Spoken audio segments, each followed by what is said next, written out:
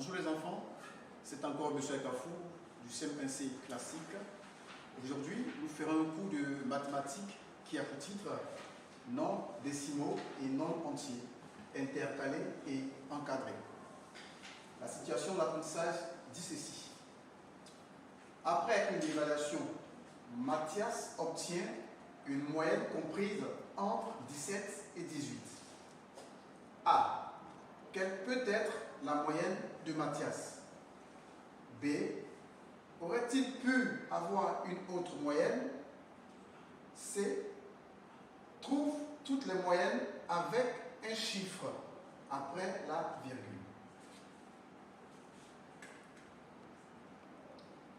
Alors, nous allons répondre aux questions qui sont posées.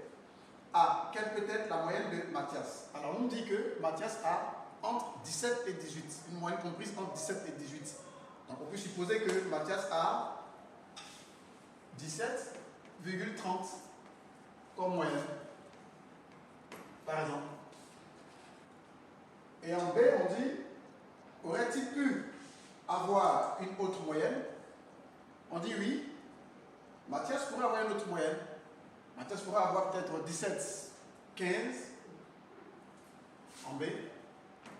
Il pourrait avoir 17,15 ou encore 17,03 ou encore 17,50. En tout cas, Mathias pourrait avoir toute autre moyenne. Et on sait, on y trouve toutes les moyennes avec un chiffre après la virgule. C'est, donc on dit d'abord, on dit une moyenne avec un chiffre après la virgule. Donc Mathias peut avoir 17,1, 17,2, 17,3, 17,4, 17,5,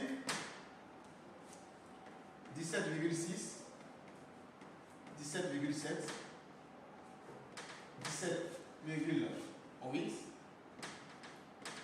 et 17,9. Alors, ici, nous parlons des nombres décimaux. Ce qu'il faut comprendre, c'est qu'un nombre décimal est un nombre qui a deux parties. Une partie appelée partie entière et une partie appelée partie décimale. Quand je dis par exemple 17,6, c'est un nombre décimal. Et la partie entière de 17,6, c'est 17 que j'entoure. Et 6 est la partie décimale. Et il faut dire que 17,6 peut être appelé 17,60. 17,1 peut être aussi appelé 17,10.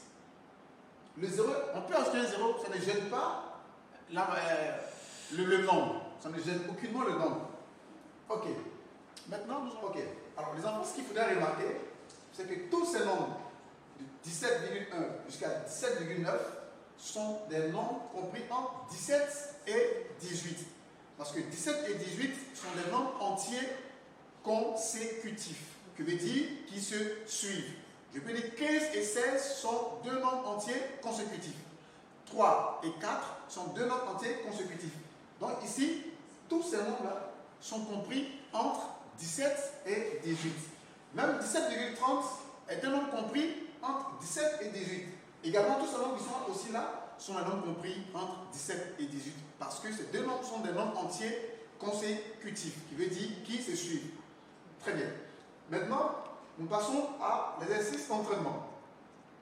Encadre chaque nombre décimal par deux nombres entiers consécutifs. Alors, comme je disais tout à l'heure, 12,45, vu que 12,45 est un nombre décimal, on doit l'encadrer par deux nombres entiers consécutifs. Donc ici, j'aurai 12 comme nombre entier, et ici, j'aurai 13.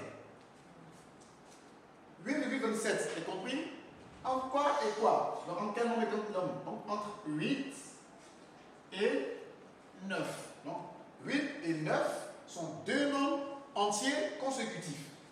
54,93 est compris entre 54 et 55.